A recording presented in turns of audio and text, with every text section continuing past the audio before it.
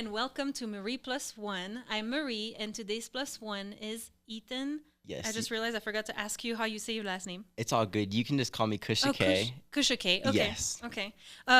Do you want me to call you Kusha K throughout the episode, or? Yeah, probably Kusha Yeah. K. Okay. Yeah. No, that works. Okay, perfect. Well, Kusha K, how are you doing today? I'm doing good. How are you? Good, thank you. It's a pleasure to have you with me. I appreciate that. And so for me and our audience, would you like to present yourself in a few words for us? Absolutely. My name's Ethan, but my professional rapper name or artist name is Kusha K. I'm originally from Tucson, Arizona, but I was kind of from everywhere, raised everywhere. But I make music of kind of all genres. I've been through the cycle of life of going through a lot of different experiences that's shaped me into who I am today. But yeah, a little bit about me. Nice. Okay. And we talked a little bit offline Yeah, about you and why you wanted to come here in the podcast absolutely. and all that. And so you're younger than me. Hmm. You're 19, right, or about to be 20? I turned 20 in March. Oh, cool. Okay, you Yes. turned 20, so you're 20. Yes. Okay. Happy birthday. Oh, thank you. Appreciate it. And so, but I mean, age is just a number, right? It's Mm, not because you're labeled young that you haven't gone through a lot of stuff. And I think that's what we're going to go and dive through in this episode together. absolutely. I know at least that two of your brothers were supposed to just be here with us today, but how many brothers and sisters do you have? So, I call a lot of people my brothers Okay. because I it's extended family to me. Oh, I I feel understand. like blood doesn't have to define your family. Mm-mm. You can pick and choose your family because a lot of times blood is not really there for you. Mm-hmm. But two of my brothers are outside, but my blood brother, I have one actual brother. Okay. His name's Sebastian. He's 23. He's gonna be he's an architect. He's gonna be an architect. He's graduating this year from college. Heck His yeah. 4 years. So yeah. Nice. Okay. So you are the younger brother. Yes. How was that growing up? It was fun. I would say I think I got away with a lot, and it was definitely interesting being the younger brother trying to fulfill those shoes. Mm-hmm. Yeah. It's funny because I don't know if you followed the episode so far, but I'm the oldest. I'm a big sister. I have three brothers and three sisters. Okay. Wow. So I'm like the opposite. I had to like show the way, kind of like Hmm. and be the one that gives advice and stuff. And I love it. I think that's also why I wanted to have my own podcast because I love listening, but I also love talking. I get that. Yeah. um, but so no, pretty cool. Yeah. So when you mentioned about, blood family not always being, there and you kind of like compensate with other people calling them family. Absolutely. I went through that to some extent, but so are your parents not in your life So, anymore? my mom is in my life. She's Okay. been in my life fully ever since Nice. a kid, and but my father, he passed away when I was 6. So growing up, my mom was a single mother of two, raising us, and she did absolutely amazing, and she went through a lot, and I give her a lot of credit because she did absolutely amazing for both of us growing up as a single mother. Especially out here in New Mexico, and she was a teacher. She's still a teacher, and um, so I'm just very grateful for her. But um, I don't really, I haven't growing up with my dad. He was more on the emotionally abusive side and a drug addict, and he just went through a lot of his own stuff, and he kind of took it out in his own ways, not healthy, and unfortunately, he died from kidney failure. But yeah. I'm First of all, I'm sorry for your loss, Oh, and I'm don't really be. sorry to hear that. Um, See, we're opposites in a lot of ways because for me, it's my mom who passed away in 2019. So I was not young, but however, very long story short, like my parents were together but not married. They separated, and they had me and my two sisters, and then my dad married my stepmother. He had three kids with her, and my mom had my stepfather, and he had one kid with him.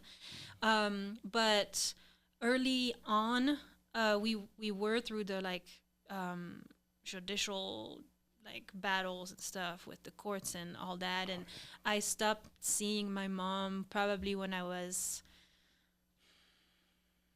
12, and like not at all. I think starting at like 15 or something, Hmm. and I was really so it's gonna be interesting seeing also your point of view. But when I Hmm. was younger, I was really stubborn, and for me, everything was either black or white. And so with my mom was a lot into drug use and alcohol and all that, and she like same as you for your dad. Unfortunately, she was also battling her own battles and fights and stuff. And Right.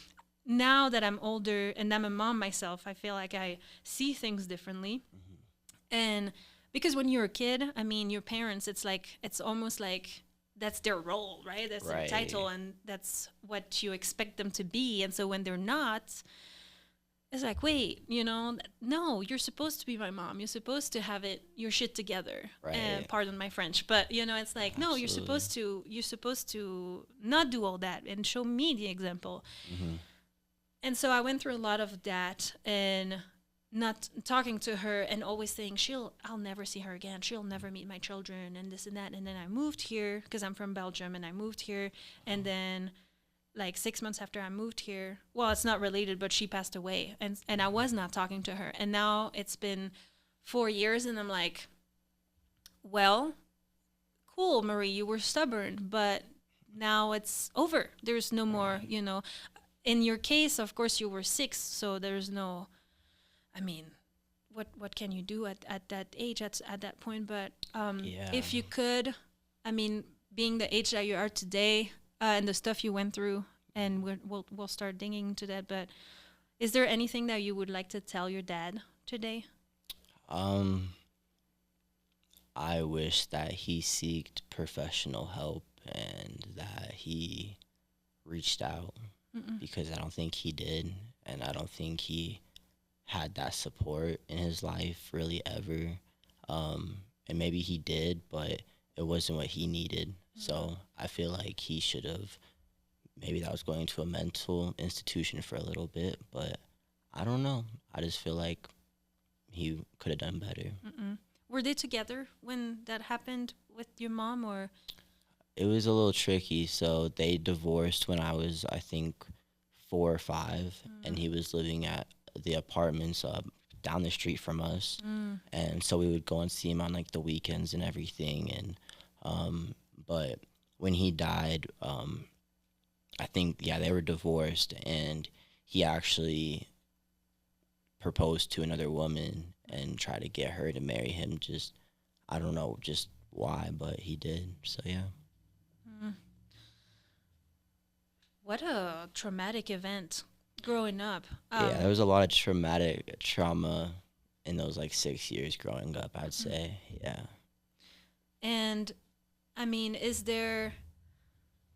was there a male figure in your life after that? Did your mom meet someone after your dad passed, or no? No, yeah, no. And I had my uncle for a little bit, and then he lived there, but he wanted to get his own family and all that, Yeah. and of course that's amazing. But then after that, I didn't really have anybody, and then I kind of just had myself, and my brother was trying to help me, but I think in his own way. But of course, like me being stubborn and the age I was, I wouldn't listen, and Mm-mm. I wanted to do it all my own way, and but yeah. How were you doing with school and stuff at that point? Do you think how like if you look back at young Kusha K, Yeah. were you what was your personality? Um, I would say it was a mix of dark because I would just be by myself and alone all the time, and that's when I started in high school, really getting into substances and myself and having an addiction. Um, but also a mix of just always being joyful and there for others and caring and kind. Mm-mm. And so your addiction and all that dark side, is it something you kept to yourself, or kind of like when you were home in your own room, or Is it something that people could see? Did you let anybody in that part of So you? I really didn't, and unfortunately, I hid it by saying I was only smoking weed and like that kind of stuff. But in reality, I was um, drinking lean and popping pills and Mm. just whatever to like numb my pain. And it just got to the point where I was overdosing off of fentanyl because everything was laced. And that's when it just got dark, and I decided to go to rehab and went for 45 days and cleaned up my life. And that was about, I think, 2023 December, going into January of 2024. That was rehab. So Wow. I've Well, been clean from that congratulations. since. Yeah. Thank you. That is a big milestone. That's a big achievement. So I don't know if you are, but I hope you're really proud of yourself because that's you can be, you should be. Absolutely. Um, and when do you think that all started? The drug Yeah. addiction. Oh wow. I would say probably ending of 8th grade. Um, because I was a little chubby back then, and I just wanted to be skinny. So then I started dabbling in cocaine, and I got really skinny like freshman year, Mm-hmm. and and then I started. Um, this was about, let's see, over 4 years ago. Yeah, so um, I can't really say too much, but I was just giving people a lot of stuff for money, and Mm, I was using that money to supply my addiction. okay. So, yeah, And when you say you can or you don't want to. I can't, in terms of, I just can't disclose too much Okay, information about it. that's okay. Yeah. Um, so I would because I was gonna ask you, being that young, like how were you paying for all that? But yeah. Yeah, it was a lot of selling stuff, and Okay, then that's using okay. all of that money to supply $800 bottles, like Mm, pints of comethazine, or codeine, and buying 500 counts of pills and selling the rest, and then using some. wow. But it got to the point where I wasn't remembering anything. I didn't remember who I was. I didn't remember the days. Just my timeline. My timeline's still a little messed up. I'm Mhm. still trying to recover all my memory. But Yeah. yeah, it was a really dark place. But yeah, Who was in your life at that point? um, of course my mom, but I didn't tell her about any of this. I Around her, I was sober, and I never wanted to be like high around her. Yeah. So I made sure like to separate that from my life, but unfortunately it turned into like two different sides of me, and that never meshed well. So Mm-mm. I had to let that other side go, you know. But it was really my mom, my brother, and of course my friends at the time. Um, but yeah, So were you living at your mom? yeah, I was living at my mom's at the time. And so did you finish high school? I did. I got my diploma. Nice. Congratulations Thank again. you. Heck I got yeah. it in 2023. Heck yeah. Okay. And so I'm not too familiar because I'm from Europe. So when you say eighth Mhm. grade, it doesn't relate to a certain age for me. Could you tell me Okay. like what age you then started with your It, drug addictions and stuff? it was I want to say 14, 14. 15. Okay. Yeah. 14, 15. And were you consuming alone or did you have like a group of friends? Would you say that you were an influence to them or they were an influence to you? Like, It started off with me just doing it alone, okay. and I think in high school, probably around sophomore year or junior year, so that's around 16, 17, I probably was doing it with other people, but that's because they were giving it to me for free. Mm, and all I had to do was just be there. So Okay. Um, as a big sister, I'll be your big sister today. absolutely, I would say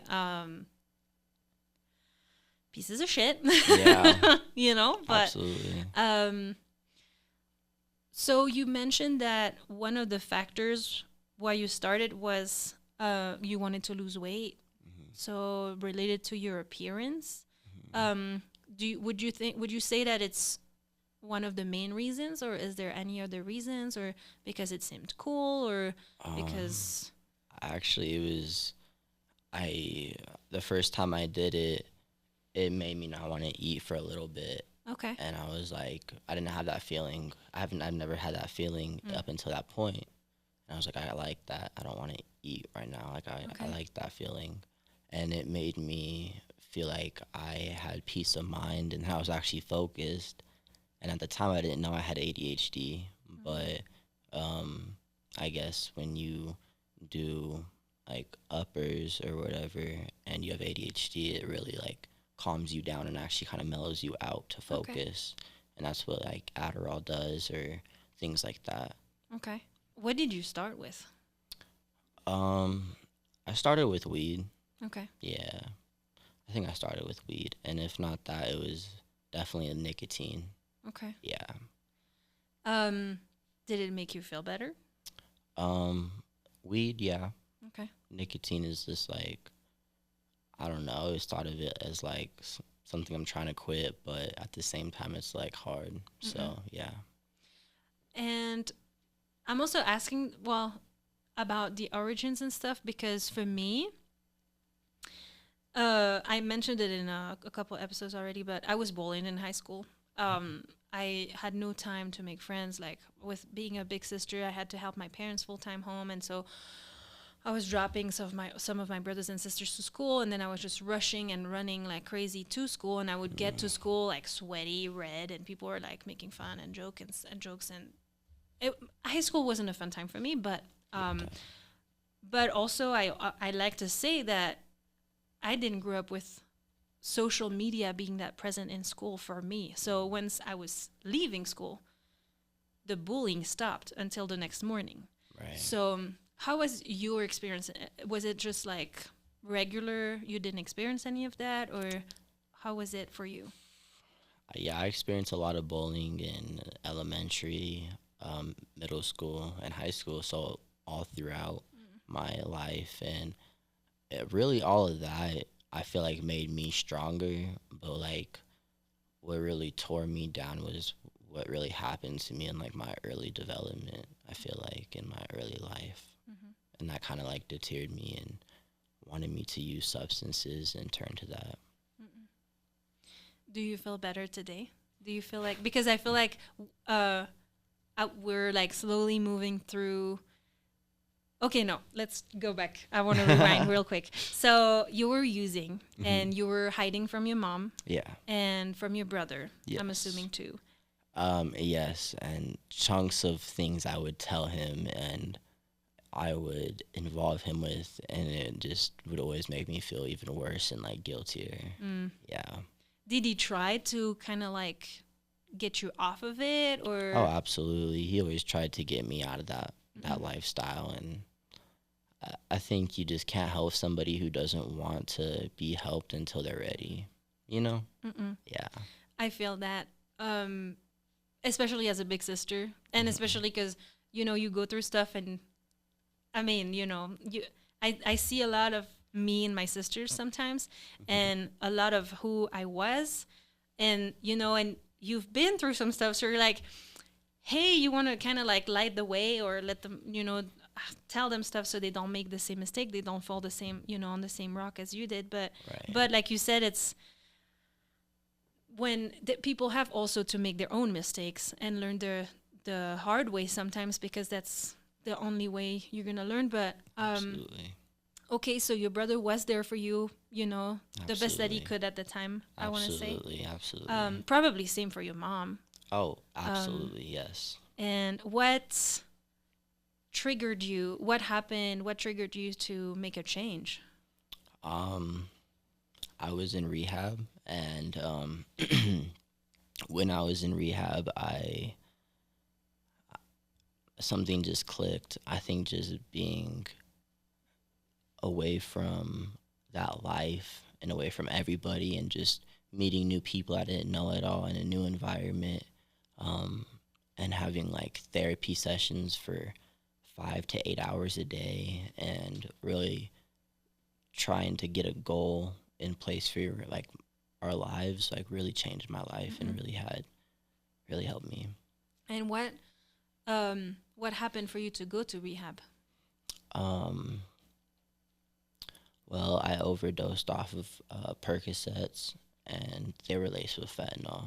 Okay. Um, but And were you it sent was or did you decide to go? it was me and my mom. We Okay. decided together, but then it was the next day or a couple days after I got a street cart, which is like street like weed, and I smoked it, and then my chest started feeling like it was on fire. Mm.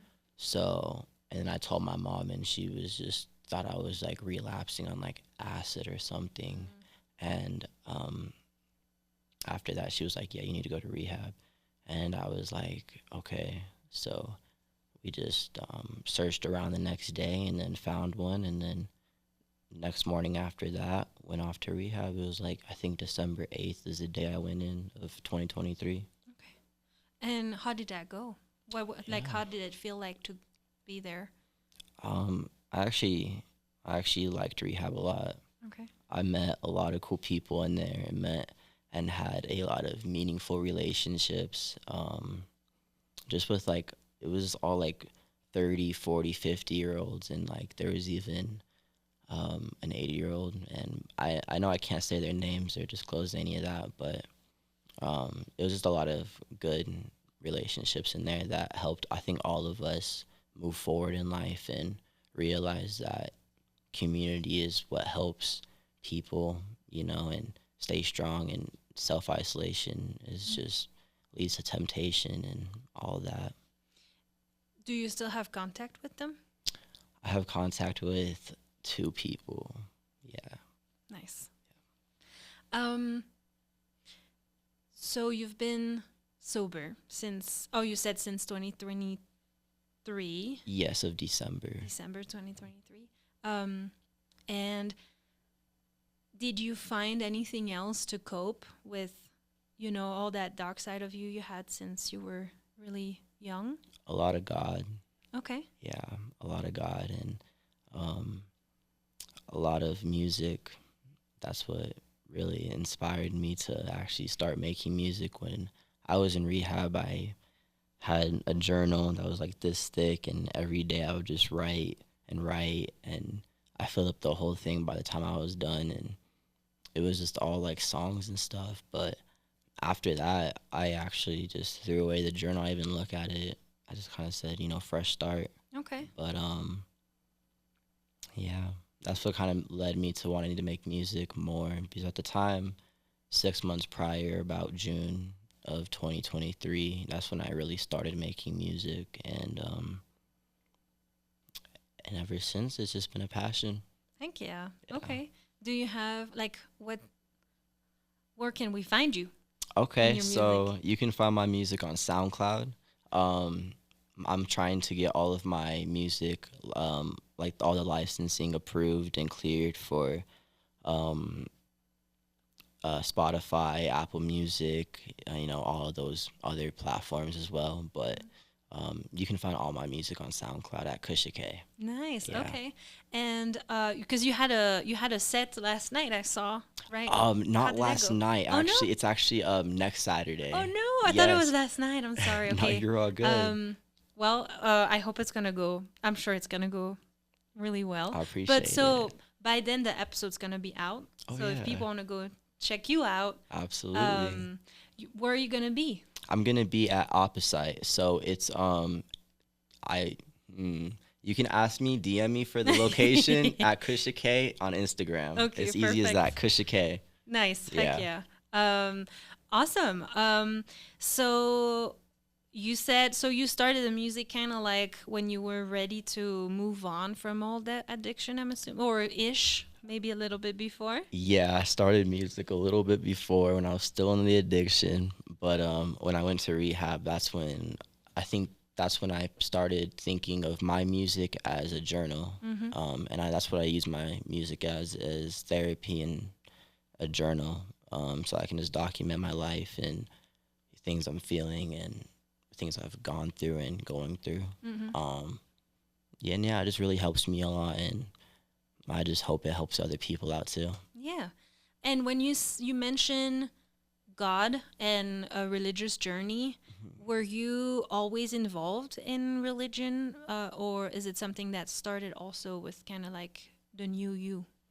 Well, growing up, I've always been raised in a Christian household, so I've always had just raised with Jesus. But I think over time, I kind of just went on my own path, um, and then you know, one day I just kind of came back, and I was just like, I need to focus on my religion more.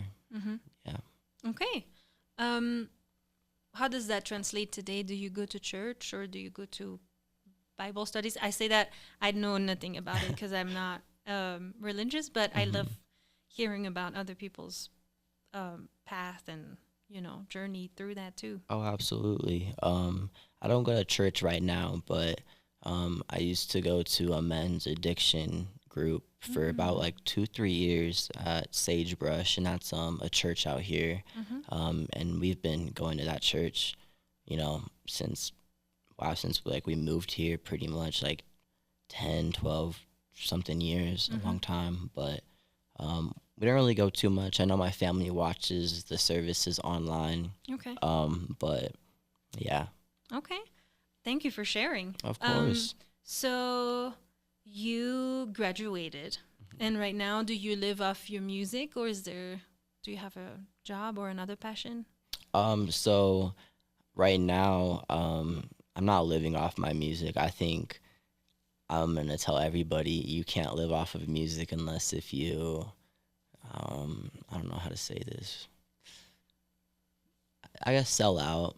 You know, I'll just say it like that. Okay. Um, and if you have money, then that's how you can make it big in the music career. Because you can promote your money and your music with money. That's how a lot of people get famous. And um, but realistically, I'm in it for the long run, and Mm-hmm. I like the journey. Okay. Yeah, but going back to the job and everything, I actually got a job at a pet store, so I'm gonna be working with animals and everything like that. So it's Nice. gonna be fun. Yeah. Okay. That sounds like fun. Is it something that you think you're gonna enjoy? Do you like being around animals? Oh, I love animals. I have growing up, I've always had dogs, and I grew up having a pit bull boxer greyhound. It was a crazy dog, but um, very beautiful. And then right now we have 3 golden doodles. So yeah. Okay. Nice. And if I take you back to young Ethan slash Kusha K, hmm what did you dream of being when you were a kid? Like, what was your, in school, I'm sure it's the same in America when people are like, what do you want to be when you're grown up, you Oh know? yeah.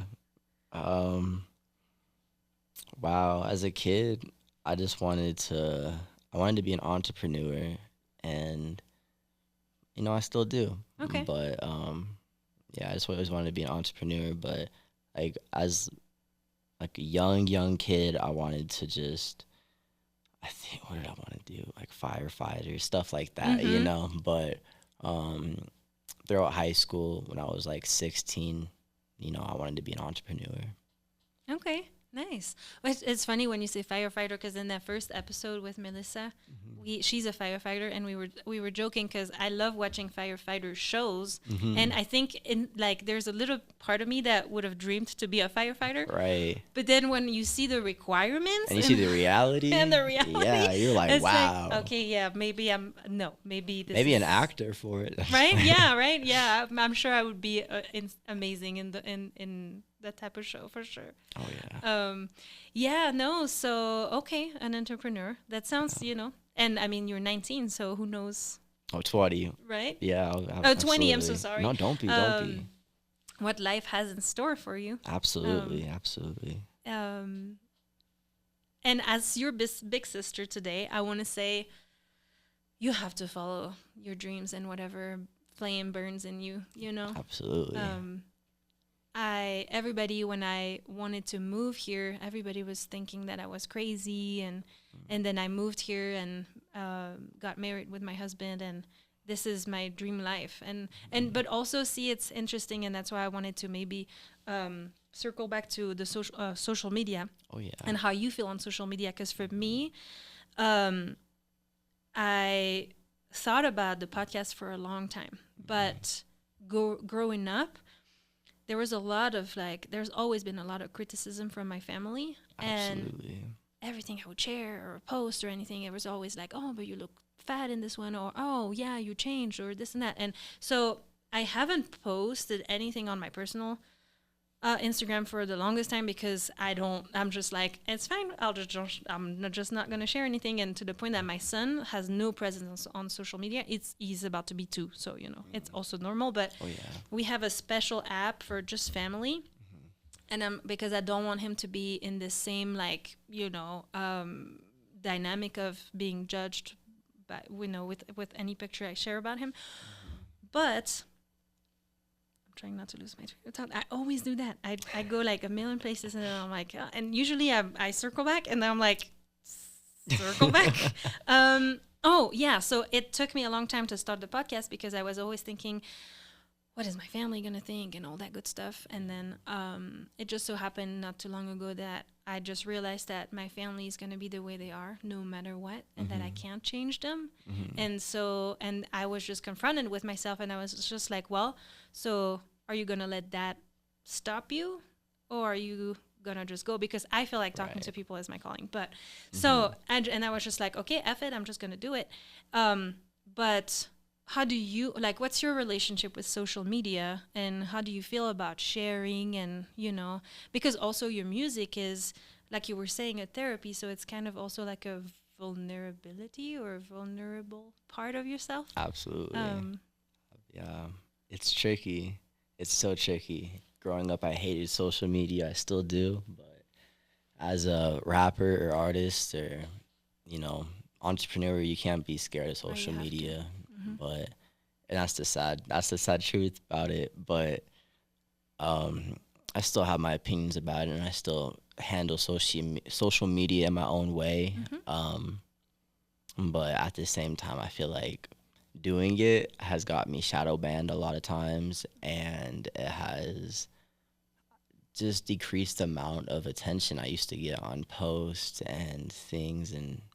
But I'm still figuring out new ways. You always have to keep going. But you have to. But another thing I just really hate about social media is how a lot of people just use it to say, oh, I'm giving away this, to, oh, I'm giving away that. Like, you see all those rich YouTubers giving away all this stuff. It's like, how about you do it and not record it? How about you do that? Right. Like, I would love to see that, because you don't have to do that. Like, if you're actually spreading kindness and joy around the world, you don't have to have a camera in their face while you're giving somebody something. But that's just my opinion on that. But social media is just another form of mind control for the government to keep everybody in place so they feel a certain way. Okay. Because the government wants, I'm just gonna say this, the government wants people to feel a certain way, so they'll buy more goods, and consumerism goes back into everybody's pockets at the top. And unfortunately, in this country, it's a little tough, because you have people struggling at the bottom that don't get enough, and they're struggling, and then you have people at the top just eating away at their riches.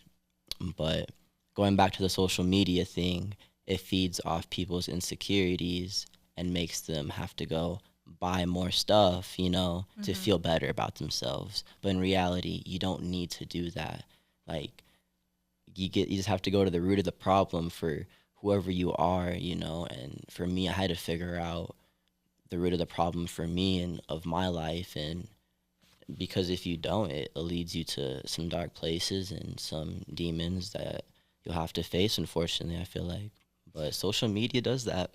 I know it's crazy because that's why for the longest time I haven't shared either, because it's so toxic. Yeah. It just and also the thing for me that I hate about social media is that, and I do it too, unfortunately, but well, it explains it explains it all. But like I haven't shared in almost 2 years, I think, on my social media, and well, yeah, because I think the last picture was me pregnant, and then my son is about to be 2, so yeah, it's gonna be 2 years. But all I do is I go look at other people's lives and stuff, and Right. so to me, I feel so uncomfortable with that kind of like spying on people. Yeah. But then at the same time, what I hate about it is that what you see from other people is what they want you to see. Yes. So it's all not reality. No, it's all the good stuff and the fun Yeah. stuff, and so you see other moms that are doing everything perfect, and you're there like with your hair like in an ugly bun, no makeup, sweating with vomit all over you because and you're just like trying to go through life, and you see that and you're like, I'm not doing good. Exactly. And that's the crazy part, that I join you there too, because also all you see, and what I mostly look at for me is like Belgian YouTuber influencers, family influencers, but French speaking, because I feel like they're a little less than in America, where it's all about selling, and it's all about selling you a product, and you need to whiten your teeth, you need to I don't know, X Everything. amount of stuff. You watch a video, and the thing is, like, I don't know if you do. I don't have TV. All I have is like subscription services, like Netflix, HBO, Max, whatever it's called. But and we don't have the ads, so we pay a little more. But I don't want to see ads. I'm like, no, that I think like we're the generation where we're like, stop shoving ads down my throat. Literally. But then you go on YouTube, and I love watching content, but then half of it is collaborations, and which at the same time, that's how they make their bread and butter. And if anyone wants to sponsor the podcast, I mean, you never know. But I don't know. I feel like we're shifting. I follow a lot of people that are trying to stay true to themselves, in the sense that they're never gonna collaborate or sell products that don't match their vibe or what they're doing. And so some people are trying to do it the right way or the better way. Right. But I agree with you, and that's also what the podcast here is about. I want to interview and have a conversation with people like you and me. I don't give a C about about famous people, actors, singers. Cool, they already have platforms to go talk to, and have their words out there, and their story shared. Right. But all of us, we have crazy stories to share. Oh yeah. And so Absolutely. that's what I feel strongly about, and hopefully society shifts to look more at each other instead of just looking at the top. Especially because I was talking with Josh a little bit. He's the owner of ABQ Live. And he's a little older than me, but we were talking how unfair it is to the new generation, your generation, about how it's impossible now to buy a house. Yeah. And that just having a quote-unquote 9-to-5 job doesn't give you the white picket fence and, anymore. And we were talking about how now your generation has to work like 3-4 times as much and harder, but also be 3-4 times more imaginative. Like, it's not the word I was looking for. Creative Yeah. to make other ways to make income. Absolutely. And so, how do you feel about that?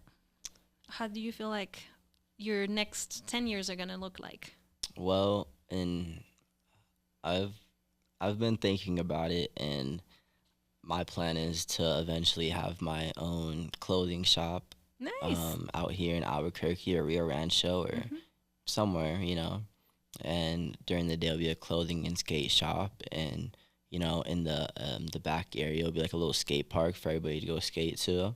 Okay. And in the inside, also though, at night, everything like comes out or like goes in the back room, and it turns into a venue. So at night, it will be a venue for like artists, bands, whoever's local, just come to Hmm. perform. Nice. Yeah. That sounds so fun. That's all I wish for you because that really sounds fun, and it you say it with a lot of spark in your eyes too. Oh So I yeah, can tell it's something that you're gonna pursue. Heck yeah. absolutely. So okay, so are you still with your mom? Are you still living with your mom? Yes, I'm living with my mom right now. How is Yes, she doing? she's doing great. Yes. Yeah, she's a teacher. She does a lot. Mm-mm. Yeah, she does a lot. I feel like you have to be passionate to be a teacher. Oh, absolutely.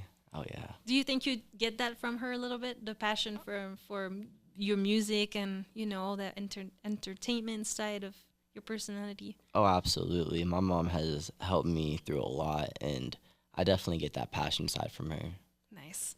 If you want, I have two piles of cards. One is a life question. One is a expression. Okay. So you can take a card from each pile. Hmm. You can mix, not mix. It's up to you. If you can take a pile of each card, and then you can read them out loud for us, and then we can see if it means anything to you or. Okay. Okay. Let's see. The only way to do great work is to love what you do, Steve Jobs. Okay. That's true. That is true. Funny. That's yeah. I agree with that. I agree if you don't love your work, then it's going to be very difficult for you to get the job done, Mm-mm. at least good. Right? And it's fun because I feel like that's what you've been doing with your music, Oh, and yeah. then that's what you're about to start with, the working with animals and. Oh, absolutely. Heck yeah, nice, nice. Let's see about this. Okay. How do you practice self-love in your daily life? I do affirmations. Okay. So, in rehab, I learned that affirmations are very powerful, and it's true. So, in the morning, I'll wake up and tell myself um, that I am strong, I am loved, I can do this, things like that. Mm-hmm. Yeah, in the Okay. mirror. Well, as your big sister again, we're gonna say those words again, but you need to say those like you mean them a little more. Oh no, of course. In the Mhm. morning, I do absolutely. Okay, nice. But see, because now you look at me with your smile, and I can see that you mean that. But a minute ago, you were like, "Yeah, so I say that." But. Okay, I want to make sure because we need to. No, I make sure, and Make sure I we keep tell you up there. I tell a lot of my friends and loved ones the same thing. Like affirmations are very powerful. Mm-mm. And so, I love those cards because I feel like it just like hit the spot 100%. You were saying that you were with rehab. You did a lot of therapy. Mhm. Is it something that you still do today? Absolutely, I've been in therapy since 6, 7, on and off. So, but I continue therapy by myself and with my mom and family and all that. Nice. And see, that's also something that I'm super happy that for our generation, it's not even a subject. It's like, oh no, yeah, I go to therapy. Because Mhm. I don't know with your mom how she feels about it, but I feel like for the older generation or my parents' generation, therapy is like for the weak, or you don't really talk about your problems, like man up, whatever, lol. Yeah, I mean, people who feel like that are really just suffering inside and will suffer until they get help, unfortunately, I and think you have a point. and decide to actually face their fear. But them deflecting and saying all of that is just fear. Mm-mm. I think you have a point. I think that makes a lot of sense. They probably need it the most, but it's easier to just Be like, no. right? Yeah, Laugh about it or just toss it aside and absolutely. nice. Do you do any other self-care like um my husband and I we just love to go get massage. That's my thing. And by the way, my neck is on fire. I'm just like I'm gonna sweetheart, if you listen to this podcast, we're gonna need to go get a massage pretty soon. No, yeah. Do you do stuff like that too, or I don't do stuff like that, but I don't know. I'll paint my nails like here and there. nice? Yeah. Okay. Oh, I love that. Okay. Do you have a preference in color? I like red. I like black. Huh. Okay. Heck yeah. Okay. Do Or you have purple. your nails painted today? No, I don't. I don't. They're all beat up. I've been going through a lot lately, but Okay. so I don't have time for that. But when it's like I don't have anything to do and I'm Yeah. just like whatever, I'll just like paint my nails. Yeah. Nice. Okay. Damn, I love that. Okay, cool. So let me see. We have so there's a tradition on the show Okay. where the last guest asks a question to the next guest without knowing who is going to be the next guest. Okay. And so it's kind of a hit and miss sometimes. And so Aritza was my last guest, and her question to you today is, if it was your last day on earth, what 5 things would you take with you? Do they have to be things or can they be people? You decide how you want to answer. Okay. I'm taking my mom, taking my brother,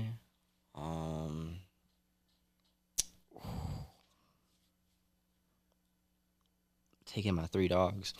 Okay. Yeah. Well, okay. What are your dogs' names? Ellie, Bailey, and Bella. Okay, cool. Okay. Thank you for sharing. Of course. I don't know. I mean, I guess it depends. When you were young, I mean, you don't always think about, your last moments but at the same time, I feel like ironically, you do think a whole lot about the future and what's going to happen and what you're going to do. And you think everything is going to stay the same. At least that's how I was. And growing up, if you don't mind, maybe we can dive into also your like personal relationships, because Absolutely. it made me think of for me growing up, I didn't have a lot of boyfriends, and I was also a little scary. I want to be honest, because every time I would have a boyfriend, it would last like 5 minutes because I would be like, okay, so I want to get married, I want 5 kids, and this and that, and and I was like 16. And men would just look at me and be like, oh, yeah, well, it's not going to work out. Oh, man. It was terrible. So how was it for you growing up, relationship-wise? Man, growing up, I had it rough. And I didn't have girls like me. And I just stayed to myself, and I had a lot of friends that were girls, and the times that I would like go flirt with other girls or anything, I don't know, it just didn't work out, or like the relationships that I did have, they just weren't meaningful. But I did meet one person, and her name is Janae, and yeah, she's like the love of my life. But yeah. Are you together right now? Like are you in a relationship with Janae? We're like on and off, but Okay. yeah, we're together. Okay. Janae, we need to talk. Because I'm Ethan's big sister, big brother, big sister, Janae. No, that's amazing though. Okay. And what makes you say that she is the love of your life? She just makes me so happy. Like, I would give up anything for her, and she just makes me really happy, and I've never like experienced that level of joy or safety or security from somebody, Nice. Well, I wish you both a long love life. Thank you. I feel like you didn't ask, but my advice would be, as your big sister, that communication is the key. Oh, absolutely. It's the key. Absolutely. And I mean, with my husband Joshua, we talk so much, but also I've talked about it here already. But I was so insecure when I moved here.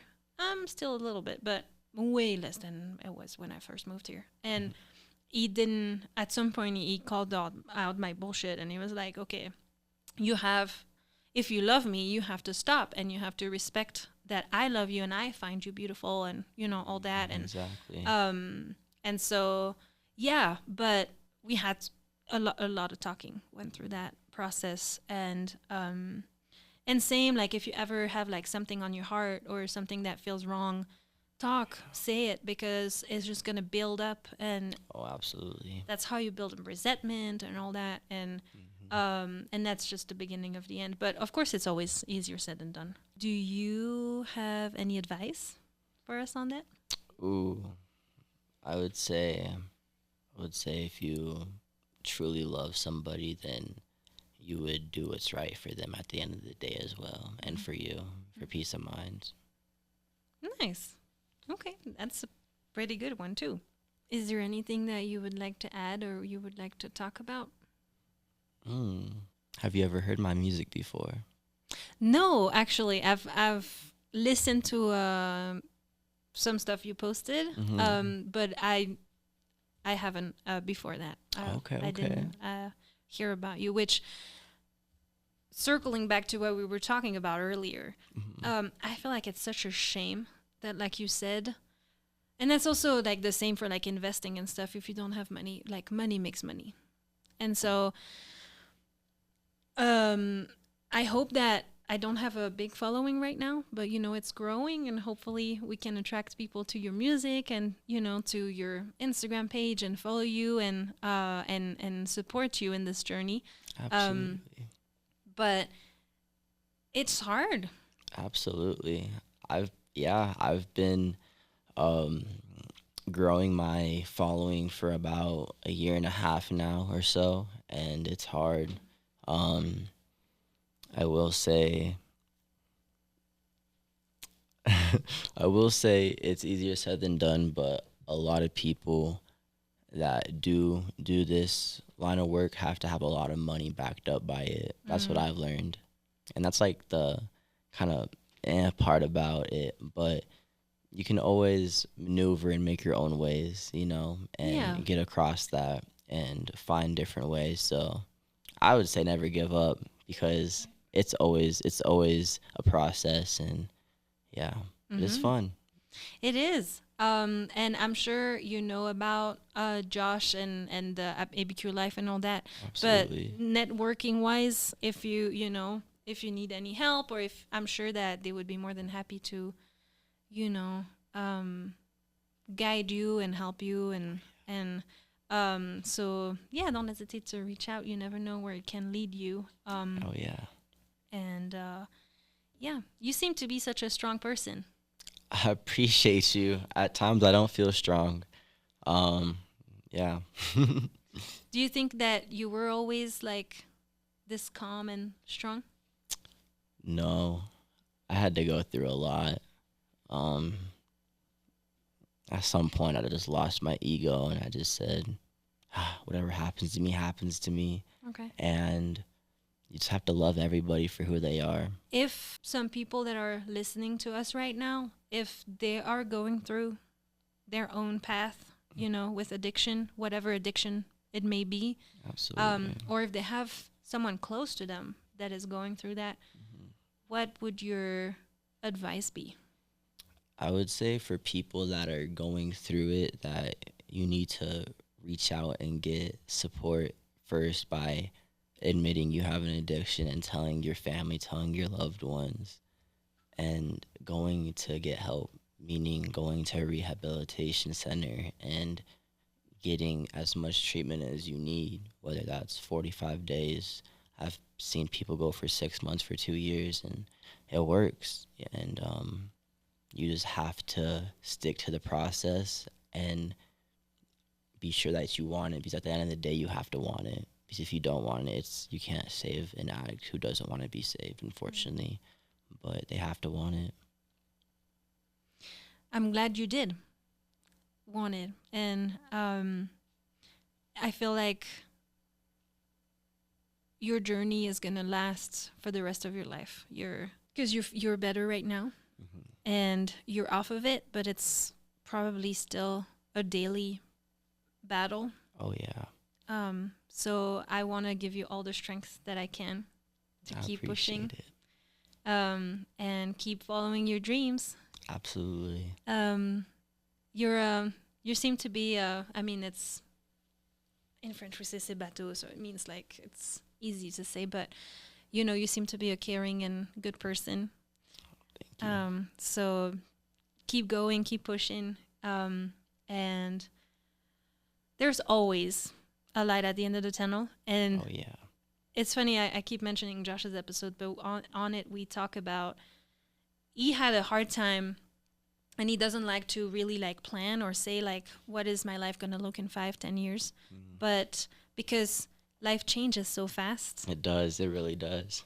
and you don't even know where you're gonna be next week. Like it's funny because today is Sunday, and last Tuesday I recorded the episode with Aritza, and I had no guests lined up after. I was like, this is probably the end. I was like, oh my God, I didn't know what was going to happen. And by Thursday, I had you planned for today. I have someone else planned for Tuesday, and I have a list of 6 people waiting after that. That's great. And That's I'm just amazing. like, I know, but see, and it's like, huh? Like 2 days ago, I thought it was over. Oh man. And so, it's like, life is amazing. Absolutely. But also can feel frustrating Yeah, it really can. when you're in those moments of, I don't know. Yeah. So hopefully, I really wish that you can live off your music eventually. I appreciate that. And yeah. So if you don't have anything else to add, Well, I just have to say I have a show May 10th, and then May 24th, and then May 23rd actually too at the Jam Spot downtown opening for Black Smurf. But all those shows, just DM Kusha K on Instagram. Absolutely. heck yeah. And we'll take a picture. That's also the kind of like the tradition, and I'll share Absolutely. the picture. And you know what? If you have like even like just a picture of all those dates Oh yeah. and places, I'll add it to the carousel. Perfect. Absolutely. Thank you. And we'll send the word out, and hopefully, I'm sure a lot of people will show up, but that would be fun. And if you show up from the episode, just let Kusha K know, and Let me know if you want a picture. right. I'll also have free merch for people who show up. Just let me know if you showed up from the from the Nice. podcast. Absolutely. Heck yeah. Well, it was a pleasure to have you today. Thank you so much. And who knows, maybe we'll have a part 2 in a couple years. Oh, I'm sure we will. And we'll be like, heck yeah, like, so many things happen. So, Oh. thank you for sharing. Oh, and before you leave, yeah. but we'll do it off camera, but I'll ask you to ask a question to our next guest, and we'll keep the circle going. But, well, thank you so much for listening to today's episode. And I wanted to also thank Lester from Albuquerque Podcast Studio. That's where we're recording this, and this amazing studio. If you need a studio for podcasting or anything else, reach out to Lester. He'll hook you up. I hope that you enjoyed this episode as much as me, and I'm gonna invite you to send a lot of love to Kusha K and a lot of support, and I'll see you in the next episode. Bye.